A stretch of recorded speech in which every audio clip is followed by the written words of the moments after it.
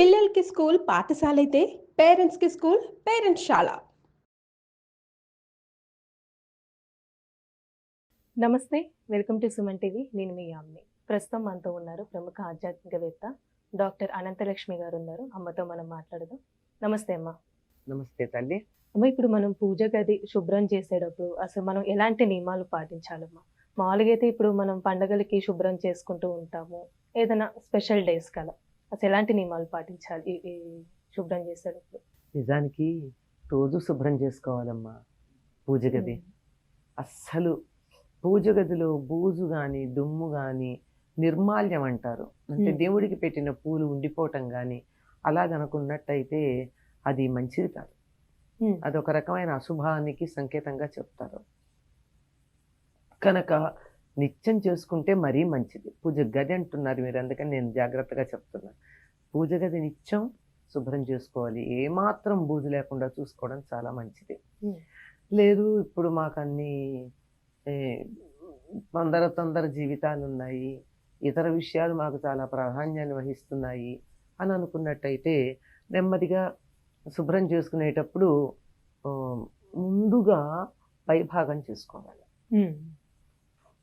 ఎందుకంటే కింద ఒక్కోసారి మనం చాలా తెలివిగా చేస్తూ ఉంటాం, కొంచెం తెలివి ఎక్కువ అవుతూ ఉంటుంది. కింద అన్ని దేవుళ్ళన్నీ దులుపుకున్నాక బూజు కనపడి తర్వాత తీస్తాం. ఏమవుతుంది?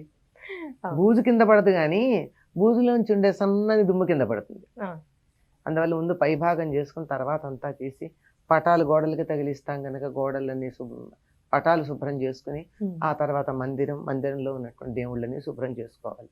మీరు పాటించాల్సిన నియమాలు అన్నారు. అసలు దేవుడి గదిలోకి కానీ దేవుడు ఉన్న ప్రాంతానికి కానీ ఎవరైనా స్నానం చేయకుండా వెడతారా? వెళ్ళరు కదా.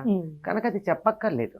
చెప్పకుండా మనందరికీ తెలిసినటువంటి నియమమే స్నానం చేసి చక్కగా వెళ్ళి ఆ దేవుడి అన్నీ శుభ్రం చేయడం. ఇక్కడ సాధారణంగా ఏం చేస్తారంటే ఏదో ఒక దేవుడి స్తోత్రమో నామమో చేసుకుంటూ చెయ్యండి మంచిదన్నారు. నిజానికి వంట దగ్గర నుంచి నాకు తెలిసి చాలామంది ఆడవాళ్ళు దేవుడి స్తోత్రాలు చదువుతూనే చేస్తారు. మరి అట్లాంటప్పుడు పూజ గది శుభ్రం చేస్తూ దేవుడి స్తోత్రాలు చదవరా? చదువుతారు. కానీ దానికన్నా శ్రేష్టం ఏమిటంటే సాధారణంగా అభిషేకం చేసేటప్పుడు స్త్రీ సూక్తం పురుష సూక్తం లాంటివి చదువుతారు. అందుకని దేవుడి గది శుభ్రం చేస్తున్నప్పుడు అది కూడా శుభ్రంలో భాగమే గనక అటువంటి సూక్తాలు చదువుకుంటూ దేవుడికి సంబంధించినటువంటి స్తోత్రాలు ఏమైనా మనకు వచ్చినట్టు వాటిని పారాయణ చేసుకుంటూ స్తోత్రాలని, అవి కూడా ఎక్కువ లేవనుకోండి నామజపం చేసుకుంటూ ఏదో ఒక నామం అవన్నీ చేసుకుంటూ చెయ్యడం శ్రేయస్కరం అని చెప్తారు. ఇంకొకటి ఏమిటంటే స్నానం చేయడం అన్న చాలామంది చేస్తారు కానీ భోజనం చేసిన తర్వాత చెయ్యరు. ఎందుకంటే భోజనం చేసిన తర్వాత దేవుణ్ణి ముట్టుకోరు. ఇప్పుడు మామూలుగా ఎంత సంప్రదాయం అయిన కుటుంబంలో ఉన్న వాళ్ళన్నా స్నానం చేస్తారు, దేవుడికి దీపం పెట్టుకుని పూజ అంతా చేసుకుంటారు, నైవేద్యం పెడతారు, వీళ్ళు కూడా ఆత్మారాముడికి నైవేద్యం పెట్టుకుంటారు, అయిపోతుంది. అప్పుడు ఏదన్నా దేవుడి దగ్గర పడింది అనుకోండి, మరి ఏ బలి లాంటిదో పడితే తప్ప మామూలుగా పువ్వు పక్కకి వెళ్ళినా అవతల వెళ్ళినా బాగుండలేదు సర్దండి అంటే భోజనం చేస్తాను ముట్టుకోనంటారు. అంచేత భోజనం చేయకుండా చెయ్యాలి. అంతేకాకుండా పట్టుబట్ట మడి అని చెప్తూ ఉంటారు, కానీ పట్టుబట్ట కూడా దాంతో భోజనం చేస్తే పనికిరాదు. భోజనం ఒక్కసారి అంటూ ఒక వస్త్రంతో చేసినట్టయితే అది మళ్ళీ దేవుడి దగ్గరికి వెళ్ళడానికి పనికిరాదు, అది పక్కకు పెట్టేయాల్సిందే. కనుక చక్కగా ఉతికి ఆరేసినటువంటి శుభ్రమైన వస్త్రం కట్టుకోవాలి. దాంతో భోజనం చేస్తే వస్త్రము పనికిరాదు, చేసిన మనిషి పనికిరాదు. అందువల్ల భోజనానికి ముందే చేయాలి, శుభ్రమైనటువంటి వస్త్రం కట్టుకోవాలి. ఈ దేవుడి గదినంతా శుభ్రం చేసుకున్న తరువాత అప్పుడు విగ్రహాలని పటాలని శుభ్రం చేసుకోవాలి. ఎందుకంటే తర్వాత దుమ్ము పడుతుంది కనుక. దేవుడి విగ్రహాలని శుభ్రం చేయడాన్ని పులికాపు అన్న పదం వాడతారు. పులి అంటే పుల్లదనం. ఆ పుల్లగా ఉండేటటువంటి దాంట్లో శుభ్రం చేస్తామంటే చింతపండుతో కానీ నిమ్మరకాయతో కానీ వాటిని చక్కగా పెట్టి రుద్ది దానికి ఉన్నట్టు ఆ పైన పూర్వం మేము కుంకుడుకాయలతో చేసేవాళ్ళం. ఒకసారి అంటూ చింతపండు కానీ నిమ్మకాయ కానీ పెట్టి ఆ తర్వాత దాని మీద బూడిద పెట్టి రుద్దిన తర్వాత అక్కడ పెడితే అప్పటి వరకు షైనింగ్గా ఉన్నది దాని మీద ఉన్న తడి కొంత ఉంటుంది, ఎంత బట్టతో తుడిచినా ఆ తడి వాతావరణంలో ఉన్నటువంటి గాలిలో కలిసి కొద్దిగా మెరుపు తగ్గుతుంది. అది తగ్గకుండా ఉండాలి అంటే చక్కగా శుభ్రం చేసిన తర్వాత కుంకుడుకాయ రసంతో ఒక్కసారి కడగాలి. అస్సలు మళ్ళీ కడిగినప్పుడు ఎంత మెరుపులో ఉంటుందో ఎండాక కూడా అంత మెరుపులో ఉంటుంది.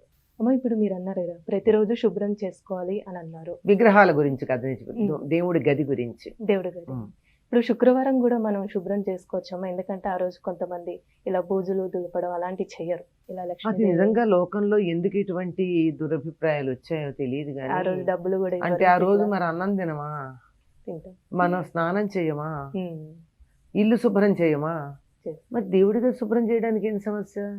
అంటే వారమంతా చేయకుండా ఆ రోజు చేయాలంటే ఏమన్నా ఆలోచించాలి కానీ నిత్యం చేసుకునేటప్పుడు ఏం సమస్య? చక్కగా చేసుకోవచ్చమ్మా. ఇంకోటి ఏమిటంటే దేవుళ్ళకు కూడా పులికాపు శుక్రవారం చేయకూడదని కొంతమంది చెప్పారు. నేను ఆశ్చర్యపోయాను. ఎందుకంటే తిరుమలలో స్వామివారికి మూల విరాట్టుగా అభిషేకం చేసేదే శుక్రవారం కదా. మరి మన ఇంట్లో ఎందుకు సమస్య అమ్మా? ఉదాహరణ అక్కడి నుంచి చెప్పాను, నేను వేరే చెప్పాలి. కనుక చక్కగా చేయొచ్చు. నిత్యం చేసుకునేటప్పుడు అందులో ఇది భాగం. దీనికి అసలు వారం ఎప్పుడూ చేయకుండా ఒకరోజు చేస్తామంటే శుక్రవారం కొంచెం ఆలోచించాలేమో, అది కూడా ఆలోచించమని చెప్పట్లేమో అంటున్నాను. కనుక నిత్యం చేసేదానికి తప్పేం లేదు. అమ్మ ఇప్పుడు దేవుడి గదిని మనం శుభ్రం చేసుకుంటూ ఉంటాం, అలానే అక్కడ పువ్వులు ఉంటాయి, దేవుడికి సంబంధించిన వస్తువులు అంటూ ఉంటాయి, అవి ఏం చేయాలమ్మా అసలు మనం? వాటిని ఎవరు తొక్కని చోట వేయాలి. ఇప్పుడు దాన్ని నిర్మాల్యం అంటారు. ఇప్పుడు దేవుడి గదిని శుభ్రం చేస్తూ ఉంటే దేవుడి మీద పెట్టిన పువ్వు ఎక్కడో కింద పడుతుంది కదా, పటం మీద అయితే ఆ పడిన దాన్ని మనం, అందుకే సాధారణంగా దేవుడి గదిని అన్ని చీపుళ్లతో తొడవరు, దానికి ప్రత్యేకంగా ఒకటి పెట్టుకుంటారు. అలాగే దానికి ప్రత్యేకంగా ఒక బట్ట పెట్టుకుంటారు. ఇంకా కొంతమంది అయితే అసలు చీపురుతో కూడా తొడవరు, చేత్తోనే తుడుచుకుంటూ వస్తారు బట్ట పెట్టుకుని, ఎంత దుమ్ము ఉన్నా. అదంతా దానికి అలా అయితే పక్కన పిండేస్తాం. కానీ అందులో దేవుడికి పెట్టిన పూలు కానీ, ఈ అగరొత్తుల నుంచి వచ్చినటువంటి బూడిద కానీ, దేవుడికి వాడగా మిగిలినటువంటి నీళ్లు అలాంటివి ఉంటాయి కదా, వీటిని తీసుకుని వెళ్ళి ఎవరు తొక్కని చోట పోస్తారు. సాధారణంగా తులసి మొక్కను ఎవరు ఏం చేయదు గనక తులసిలో వేస్తారు నీళ్లు మాత్రం, పూజ అది చేసిన నీళ్లు ఉంటే. ఈ పువ్వులు లాంటివి గనక ఉన్నట్టయితే, ఇక మా ఇంట్లో ఉన్న మొక్కలన్నీ అలాగో ఇలా కుదరదండి అనుకున్నప్పుడు ఒక బకెట్లో నీళ్లు తీసుకుని ఆ నీళ్లలో వీటిని వేసి ఒక పూట అందులో ఉంచి అప్పుడు ఆ నీళ్లు ఎక్కడ తొక్కని చోట పోసేసి ఇవి ఎక్కడైనా వేసేయచ్చు. చాలా చక్కగా తెలియజేశారమ్మా, ధన్యవాదాలు. సుమన్ టీవీలో మీ పర్సనల్ అండ్ బిజినెస్ ప్రమోషన్స్ కోసం కింది నెంబర్కి కాంటాక్ట్ చేయండి.